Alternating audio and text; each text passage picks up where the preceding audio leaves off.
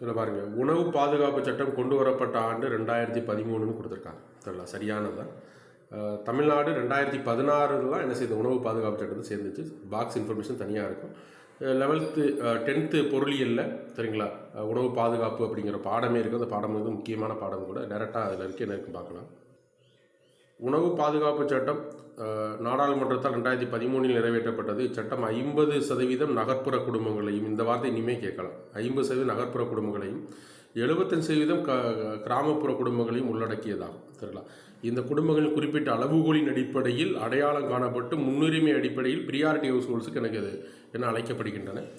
தமிழ்நாட்டின் தேசிய உணவு பாதுகாப்பு சட்டம் இந்திய உணவு பாதுகாப்பு சட்டத்தின் துவங்கி 3 ஆண்டுகளுக்கு பின்னர் நவம்பர் 1, 2016 துவங்கப்பட்டது. சரிங்களா, ஆனால் தமிழ்நாடு இந்தியா முழுக்க என்ன கேட்டி அப்படின்னா என்ன பிடிஎஸ்னால் டார்கெட்டட் பிடிஎஸ்ன்னு சொல்லுவாங்க. தமிழ்நாட்டில் மட்டும் யூபிடிஎஸ்ன்னு சொல்லுவாங்க, உலகளாவிய பொது வழங்கல் முறைன்னு சொல்லுவோம்.